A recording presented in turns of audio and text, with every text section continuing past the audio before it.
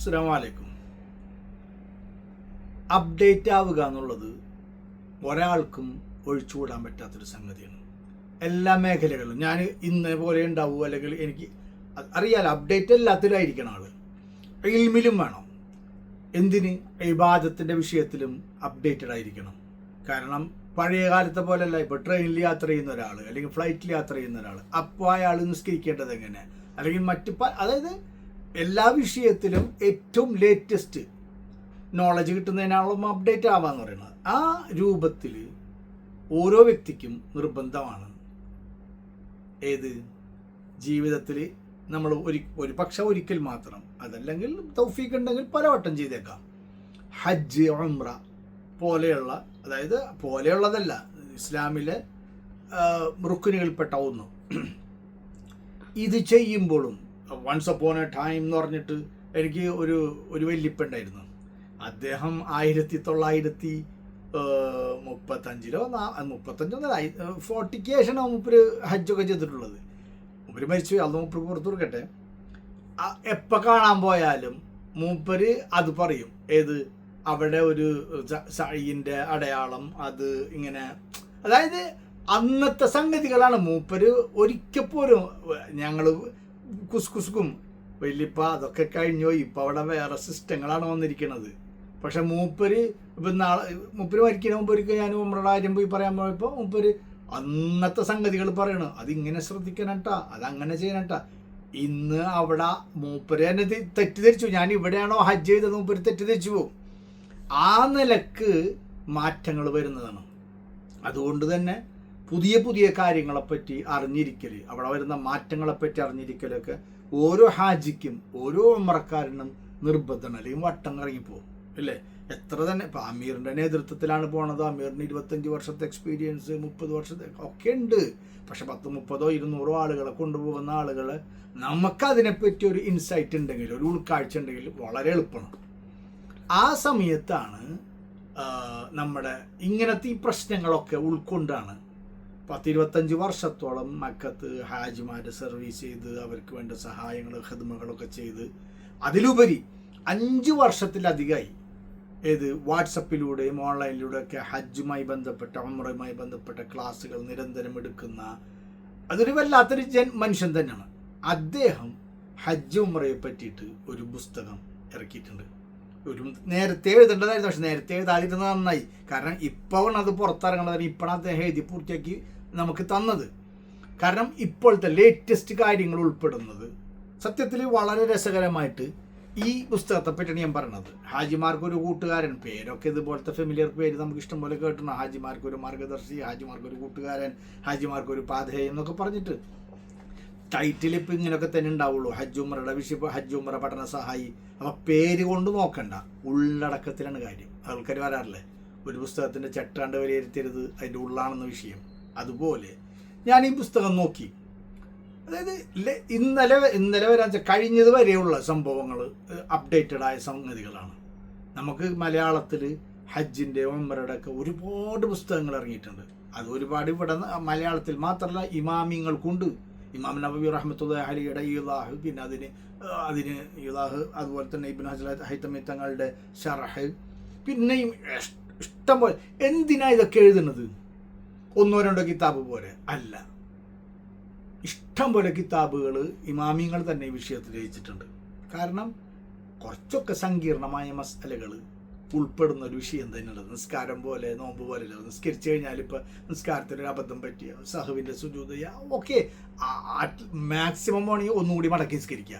ഉടനെ തന്നെ നിസ്കാരം, നമുക്കൊരു ഇഷ്കാരം തോന്നി എൻ്റെ നിസ്കാരം ശരിയായില്ല, അല്ലെങ്കിൽ ബാത്തിലായ എന്തോ സംഭവിച്ചു, രണ്ടാമത് നിസ്കരിച്ചാൽ മതി. പക്ഷെ ഹജ്ജ് അങ്ങനെയാണോ? ആ പെർട്ടിക്കുലർ ടൈമിന് അത് ചെയ്യണം.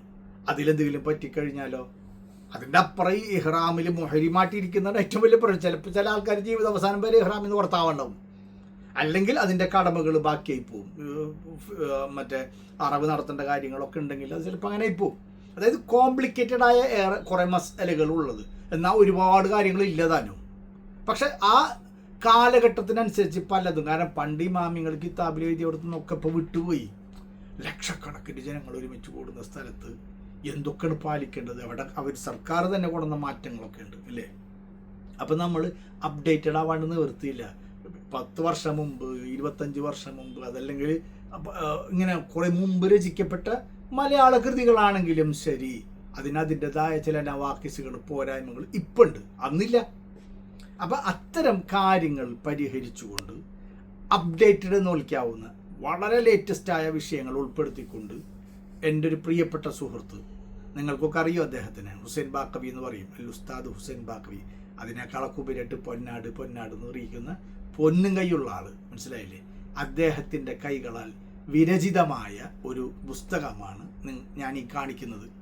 ഇത് ഈ പുസ്തകത്തിൻ്റെ പ്രോമോ ഒന്നുമല്ല, അദ്ദേഹത്തിനും അങ്ങനെ പ്രോമോ ചെയ്തിട്ട് ഈ പുസ്തകം വിറ്റ് ചിലവാക്കണമെന്നില്ല. ഒരു മനുഷ്യൻ സത്യത്തിൽ അദ്ദേഹം 25 വർഷമായിട്ട് അല്ലെങ്കിൽ അതിലേറെ ആളുകൾ ചെയ്യുന്ന അപാകതകൾ കണ്ടിട്ട്, ജനങ്ങൾ വരുത്തുന്ന എന്താ പറയുക അബദ്ധങ്ങൾ, അല്ലെങ്കിൽ അവർ അകപ്പെടുന്ന പ്രയാസങ്ങൾ കണ്ടിട്ട് അതിൽ നിന്ന് രൂപം കൊണ്ടൊരു പുസ്തകമാണത്. ഈ പുസ്തകങ്ങൾ തീർച്ചയായിട്ടും ഹജ്ജിന് പോകുന്ന ആളുകൾ, ഉംറക്ക് പോകുന്ന ആൾക്കാർ ഒരെണ്ണം സ്വന്തമാക്കണം. ഇത് പ്രസവിച്ചൊരു പുസ്തകം കൂടി ഉണ്ട്, ഒരു കുഞ്ഞു പുസ്തകം. അതിനിത് ഏത് ഈ പുസ്തകം ഇതിൻ്റെ കൂടെ കിട്ടും. എന്നുവെച്ചാൽ ഇതിൻ്റെ അതൊരു മൂപ്പര് വലിയൊരു ആളെ വളരെ അപ്ഡേറ്റഡാണ്. ഈ പുസ്തകത്തിൻ്റെ കാര്യത്തിൽ മാത്രമല്ല, 1993 മുതൽക്ക് സൗദിയിലുണ്ട്. നല്ല അപ്ഡേറ്റഡാണ് എല്ലാ വിഷയത്തിലും. മൂപ്പര് ഒരു നിങ്ങൾക്കറിയുന്ന ആളല്ലേ, ഞാൻ പറയുന്നത് അപ്ഡേറ്റഡ് ആണ്. അതുകൊണ്ട് തന്നെ എന്ത് ചെയ്തിട്ടുണ്ട്, ഈ പുസ്തകത്തിൽ അവർ അത് ദുആകളൊക്കെ ഉൾപ്പെടുത്തിയിട്ടുണ്ടെങ്കിലും അതിന് പുറമെ ഇനിയിപ്പോൾ ഈ പുസ്തകം കൊണ്ട് ഇങ്ങനെ ഉംറക്കും അമലുകൾ ചെയ്യുന്ന സമയത്ത് കയ്യിൽ പഠിക്കാൻ പ്രയാസമല്ലേ. അപ്പോൾ അതാ ഒരു കൊച്ചു പുസ്തകം, സാഴിയിൽ ചെല്ലേണ്ടത്, തവാഫിൽ ചെല്ലേണ്ടത് ഒക്കെ അദ്ദേഹം ഇതിലിങ്ങനെ ചെറുതാക്കി കൊടുത്തിട്ടുണ്ട്. മാത്രമല്ല മൂപ്പരെ ഞാനൊരുപാട് കാലത്തെ സഹവാസമുള്ളതുകൊണ്ടാണ് മൂപ്പരെ ചിന്താഗതികളൊക്കെ വളരെ എന്താ പറയുക ഇന്നോവേറ്റഡ് ആണ്. കാരണം അതിൻ്റെ ഫോണ്ട് വരെ നല്ല ഫോണ്ട് ഉപയോഗിച്ചിട്ടുണ്ട്. അത്യാവശ്യം കണ്ണട ഇല്ലാതെ വായിക്കാൻ പറ്റുന്ന പാകത്തിൽ ഇതിൻ്റെ വലിപ്പത്തിൽ കൊടുത്തിട്ടുണ്ട്. അത് ഇതിലും കൊടുത്തിട്ടുണ്ട്.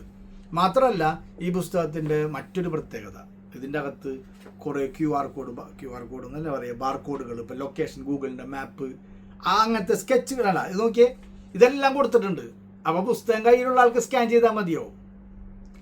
അതായത് കഴിഞ്ഞ കൊല്ലം വരെ ഉള്ളത്, ഇനി ഇക്കൊല്ലത്തെ അല്ലാഹു ആലം, കഴിഞ്ഞ കൊല്ലം വരെയുള്ള ഹജ്ജിലും അല്ലെങ്കിൽ അവിടങ്ങളിൽ വന്ന സർക്കാർ വരുത്തിയ മാറ്റങ്ങൾ, അവിടെയുള്ള ജിയോഗ്രഫിക്കൽ മാറ്റങ്ങൾ, അല്ലെങ്കിൽ ടെക്നിക്കലി വന്നിട്ടുള്ള കാര്യങ്ങൾ എല്ലാം അപ്ഡേറ്റഡ് ആയിട്ട് അദ്ദേഹം ഈ പുസ്തകത്തിൽ വിവരിച്ചിട്ടുണ്ട്. ഇതൊരു ലേറ്റസ്റ്റ് പുസ്തകമാണ്. അടുത്ത കൊല്ലം ചിലപ്പോൾ ഇത് ഇനിയും പരിഷ്കരിക്കേണ്ടി വരും. അവിടെ അങ്ങനെ മാറ്റം വന്നുകൊണ്ട് നടക്കല്ലേ. അദ്ദേഹം പറഞ്ഞിട്ടുണ്ട്, ഈ പുസ്തകം വായിച്ചിട്ട് ഈ കൊല്ലം ഹജ്ജ് ചെയ്യുന്ന ആളുകൾക്ക് പുതിയ എന്തെങ്കിലും വിഷയങ്ങൾ അവർ ഫേസ് ചെയ്യണമെങ്കിൽ ആ കാര്യങ്ങൾ എന്നെ അറിയിക്കണമെന്ന് വാട്സപ്പ് നമ്പറും കൊടുത്തിട്ടുണ്ട്. ഇദ്ദേഹത്തിൻ്റെ ഈ പുസ്തകം വായിച്ചില്ലെങ്കിൽ ഒരു കാര്യം ഞാൻ പ്രത്യേകം ഉണർത്തട്ടെ, മൂപ്പർക്ക് വാട്സപ്പിൽ നല്ല ഓൺലൈൻ ക്ലാസ്സുകളുണ്ട് ഹജ്ജ് ഉംറ സംബന്ധിയായിട്ട്. അതിൻ്റെ ഡെപ്തിൽ പോയിട്ടുള്ള ക്ലാരിഫിക്കേഷൻ കൊടുക്കലാണ്. ഇടയ്ക്കൊക്കെ എനിക്ക് മൂപ്പരുടെ അതിൻ്റെ വിഷയത്തിൽ വിയോജിപ്പുണ്ട്. ഇത്രയും ഡെപ്തിൽ പോയിട്ട് ആൾക്കാർക്ക് പറഞ്ഞു. പക്ഷേ അത് മൂപ്പര് ഈ പറഞ്ഞ നമ്മൾ കാണാത്ത ജീവിതങ്ങളൊക്കെ നമുക്ക് കടങ്ങതാന്ന് പറഞ്ഞ പോലെയാണ്. മൂപ്പര് 25 വർഷത്തോളമായിട്ട് ഇതിനെ കണ്ടിട്ടും കേട്ടിട്ടും സാധാരണക്കാർ, പ്രായം ചെന്ന ആളുകൾ, സ്ത്രീകൾ ചെന്ന് കാണിക്കുന്നതും അല്ലെങ്കിൽ കുടുങ്ങുന്നതൊക്കെ കണ്ടിട്ടുള്ള ആ ഒരു വിഷമവൃത്തത്തിൽ നിന്ന് തന്നെയാണ് ഈ പുസ്തകത്തിൻ്റെ രചന.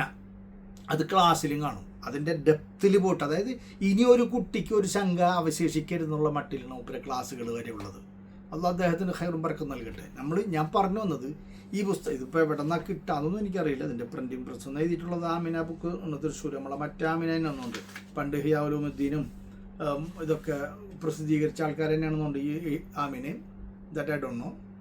ഇതെന്തായാലും ഹുസൈൻ ബാക്കവി, നമ്മളെ മൂപ്പര സഹോദരൻ റഹീം പൊന്നാട് പ്രൊഫസർ, അദ്ദേഹമാണ് എനിക്കിത് അയച്ചു തന്നത്. മൂപ്പരായിട്ട് ബന്ധപ്പെട്ട അവർ ജ്യേഷ്ഠന്മാർ കുറേ ആൾക്കാരുണ്ട്, ഒക്കെ ഫേസ്ബുക്കിലൊക്കെ ഉണ്ട്. ആരെങ്കിലുമൊക്കെ ആയിട്ട് ബന്ധപ്പെട്ടാൽ പുസ്തകം കിട്ടും. പ്രത്യേകിച്ച് ഇക്കൊല്ലം ഹജ്ജിന് പോകുന്ന ആളുകൾ, പിന്നെ ഇനി ഉംറക്ക് പോകുന്നവർക്കും രണ്ടും ഉണ്ടല്ലോ. എവിടെ ഇതൊക്കെ നോക്കിയാൽ വളരെ ഒരു പരിപാടി കൊള്ളാം അല്ലേ. അപ്പോൾ ഈ പുസ്തകം കിട്ടുമെന്നുണ്ടെങ്കിൽ മേടിക്കണം, സ്വന്തമാക്കണം.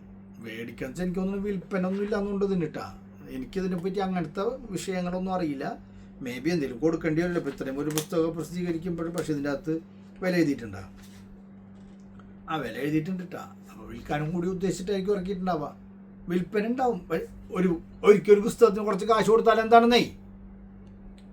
അതിനിപ്പോൾ നോക്കിയാൽ ഇങ്ങനെ ഫോട്ടോ വെച്ചിട്ടുണ്ട്, ബാർകോഡ് വെച്ചിട്ടുണ്ട്, എല്ലാം വെച്ചിട്ടുണ്ട്. അപ്പോൾ കുറച്ച് കാശ് ചിലവാക്കി എന്ന് വെച്ചിട്ട് കാര്യമൊന്നും ഇപ്പം നിങ്ങൾ ഹജ്ജിന് പോകുമ്പോൾ തന്നെ എത്ര കാശ് ചിലവാക്കേണ്ടില്ലേ, അതിൻ്റെ അപ്പുറമൊന്നുമല്ലല്ലോ.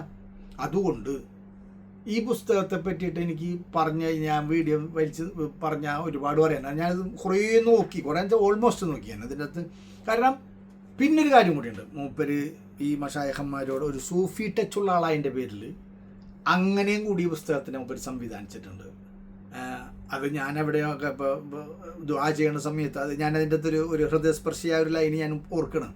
നിങ്ങൾ ദുആ ചെയ്യണ സമയത്ത് ഇമാമുന ഷാഫി റഹ്മത്തുള്ളാഹി അലൈഹി, ഇമാം നവവി റഹ്മത്തുള്ളാഹി അലൈഹി, അങ്ങനെയുള്ള മഹാന്മാരെയും ദുആഇൻ്റെ സമയത്ത് ഓർക്കണം. അവരാണല്ലോ നമുക്ക് ഇത്രയും സൗകര്യങ്ങളും ഇൽമിന്. കാരണം അതൊക്കെ ഒരു സാധാരണ ഹജ്ജിൻ്റെ പുസ്തകത്തിൽ ഞാനത് കണ്ടിട്ടില്ല കേട്ടോ.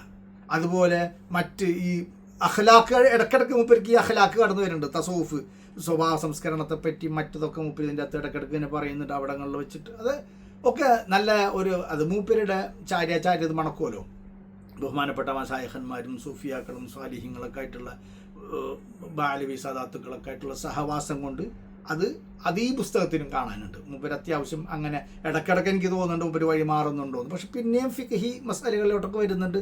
പക്ഷെ ഒരു കാര്യം കൂടി ഞാൻ പറഞ്ഞുതരാം, ബിലീവ് മീ, ഒരു ഫിഖ്ഹിൻ്റെ കിതാബ് അല്ലെങ്കിൽ ഒരു പുസ്തകം വായിക്കുന്നൊരു ബോറിങ് ഉണ്ടാവില്ല സാധാരണക്കാർക്ക്. അതല്ലാത്തൊരു അത് മൂപ്പര് മസാലകളൊക്കെ പറയുന്നുണ്ട്. മസാല മാത്രമല്ല പറയണത് മൂപ്പര് പ്രാക്ടിക്കൽ വശങ്ങളും കൂടി അതിൻ്റെ കണക്കാക്കുന്നുണ്ട്. ഇപ്പോൾ ഫോർ എക്സാമ്പിൾ അവിടെ പോയിട്ട് അറവ് നടത്താൻ പറ്റാത്ത ആളുകൾ, കാരണം അറവിൻ്റെ ഷർത്തുണ്ടല്ലോ, വക്കാലത്ത് കൊടുക്കണം, നമ്മൾ മക്കത്ത് തന്നെ മാംസം വിതരണം നടത്തണം. അതൊക്കെ ഇന്നത്തെ കാലത്ത് അത്ര പോസിബിളൊന്നുമല്ല. പ്രത്യേകിച്ച് സർക്കാർ വകയിൽ ഹജ്ജിന് പോകുമ്പോൾ ഒരു നിവൃത്തിയില്ല. ആർക്കാണ് തയ്യൻ ഒരു നിർണിതമായ വ്യക്തിക്കൊന്നും വക്കാലത്ത് കൊടുക്കണില്ല, എനിക്ക് വേണ്ടിയിട്ട് ഇറക്കാൻ വേണ്ടിയിട്ട്. അവിടെ കാശ് അടക്കണം 117,000 ചില്ലാനും രൂപയാണ് ഇക്കൊല്ലത്ത് അറവിനുള്ള കാശ് സർക്കാർ മേടിക്കണത്. അദാഹി എന്ന് എഴുതിയിട്ടുണ്ട് അതിൻ്റെ അകത്ത്. പക്ഷെ എന്താ കാര്യം, ഇതാർക്കാ കൊടുക്കണത്? ഒരു പിടുത്തമില്ല. ഈ ഇറച്ചിയൊക്കെ അവിടെ തന്നെ കൊടുക്കുക, അല്ലെങ്കിൽ അത് വല്ല ആഫ്രിക്കൻ രാജ്യങ്ങളോട്ട് കയറ്റി പോകുമെന്നും അറിയില്ല. അങ്ങനെ പോകാനും നമ്മൾ പണ്ടേക്ക് കൊണ്ടൊക്കെ ആയിട്ടുള്ളത് അങ്ങനെയാണ്. ഇത്രയും അറിവ് നടക്കുന്ന ഇറച്ചിയൊക്കെ സൗദിയിൽ എന്ത് ചെയ്യാനാ? അപ്പോൾ ഇത് വല്ല ആഫ്രിക്കൻ രാജ്യങ്ങളിലോട്ട് പോകും. അപ്പോൾ ഇവിടുത്തെ ചില ഈ പ്രശ്നങ്ങൾ, സങ്കീർണ കോംപ്ലിക്കേഷൻസ് ഉണ്ട്. അതൊക്കെ വളരെ ലളിതമായിട്ട് പറഞ്ഞിട്ടുണ്ട്. ചിലതൊന്നും പ്രാക്ടിക്കലല്ല ഇന്നത്തെ കാലത്ത്, അതും പറയണമല്ലോ. അപ്പോൾ അതിന് മുമ്പ് ഒരു പരിഹാരവും പറയുന്നുണ്ട്. മനസ്സിലായല്ലേ?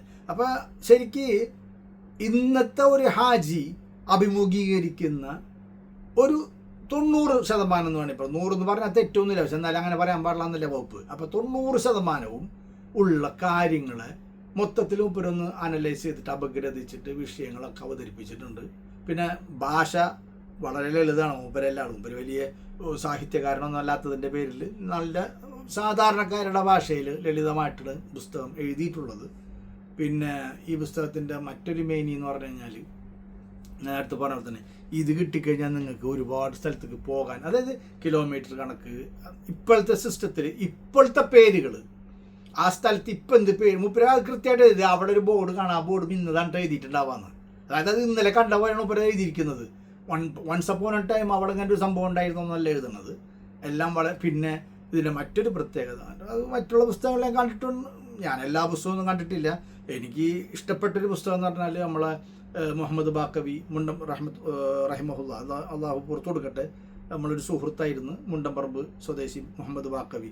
അദ്ദേഹത്തിൻ്റെ ഒരു പുസ്തകം ഉണ്ടായിരുന്നു, ഹാജിമാർക്കൊരു ഹാജി ഹിദായത്ത് നാസിക് എന്നങ്ങനെ പേരായിട്ട്. അത് അടിപൊളി പുസ്തകമായിരുന്നു.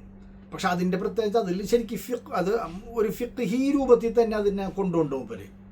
ആ രൂപത്തിലല്ല, രണ്ടാളുടെയും വിവരണ രീതി അല്ലെങ്കിൽ ആഖ്യാന രീതി ഡിഫറൻ്റ് ആണ്. മൂപ്പര് വേറെ തന്നെ ഒരു രൂപത്തിൽ ആ പുസ്തകത്തിനെ കൊണ്ടുപോകും. ഇത് നമുക്ക് സാധാരണക്കാർക്ക് പറ്റുന്ന രൂപത്തിലും.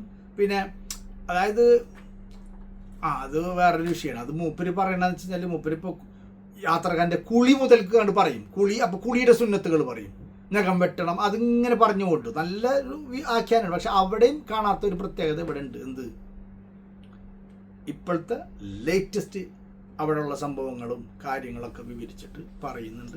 ഞാൻ കൂടുതൽ പറഞ്ഞ് ഇതാക്കുന്നില്ല. എനിക്ക് ഈ പുസ്തകം ഇവിടെ നിന്ന് കിട്ടുമെന്നൊന്നും അറിയില്ല. ഇതാണ് പുസ്തകം. നിങ്ങൾക്കറിയാലോ മൂപ്പര് ഹുസൈൻ ബാക്കവി പൊന്നാട് ഇപ്പോഴും സൗദിയിൽ തന്നെ ഒന്നുണ്ട് ആയിരിക്കും. അതുപോലെ തന്നെ മൂപ്പരുടെ സഹോദരങ്ങളെ നിങ്ങളും അറിയും. എല്ലാവരും കൂടെ പൊന്നാടെന്നുണ്ടാവും പേരിൻ്റെ കൂടെ ഫേസ്ബുക്കിലൊക്കെ. അത് ഈ പൊന്നാട് തന്നെ ആയിരിക്കും അവരൊക്കെ. ഒരാളെനിക്കറിയാം, ഞാൻ ഇപ്പം തന്നെ പേര് പറഞ്ഞു മൂപ്പരുടെ, പിന്നെ ഒരു അലി, അങ്ങനെയൊക്കെ ഉണ്ട്. മാഷാ അല്ലാഹ് അവരൊക്കെ നല്ല സഹോദരങ്ങളാണ്. അള്ളാഹു അവരുടെ ഇദ്ദേഹത്തിൻ്റെ ഒരു വാപ്പ ഉണ്ടായിരുന്നു, കുറച്ച് വർഷങ്ങൾക്ക് മുമ്പ് മരിച്ചുപോയി. അദ്ദേഹത്തിൻ്റെ വാപ്പാക്ക് അള്ളാഹു മഗ്ഫിറത്തും മർഹമത്തും നൽകട്ടെ. ആ സഹോദരങ്ങൾക്കിടയിൽ സ്നേഹവും ഐക്യവും മഹബത്തും ഇൽമും തറക്കിയും ഒക്കെ നൽകട്ടെ. അവരുടെ ജീവിതത്തിലും ദുനിയവിയും മുഖ്റവിയുമായ കാര്യങ്ങൾ അള്ളാഹു ബറക്കത്ത് ചെയ്യട്ടെ. ഈ പുസ്തകം ഒരുപാട് ആൾക്കാർ ഇതിൻ്റെ പിന്നിൽ സഹകരിച്ചിട്ടുണ്ട്. അവർക്കൊക്കെ അള്ളാഹു ഖൈറും ബറക്കത്ത് നൽകട്ടെ.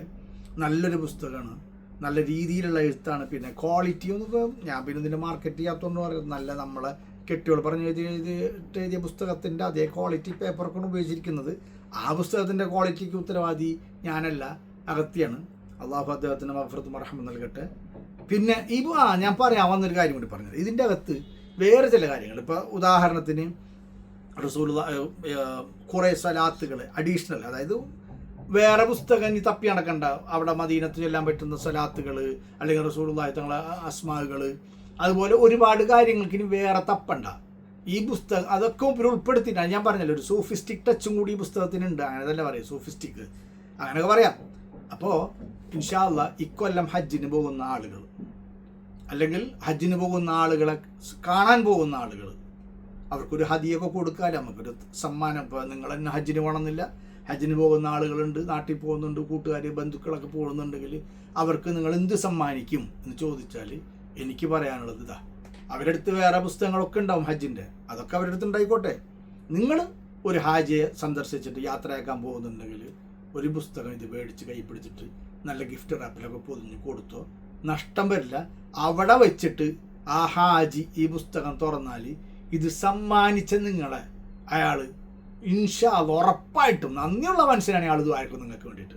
അപ്പോൾ ഒരാൾക്ക് ഹദിയ ചെയ്യാൻ പറ്റുന്ന ഒരു നല്ല പുസ്തകമാണ്.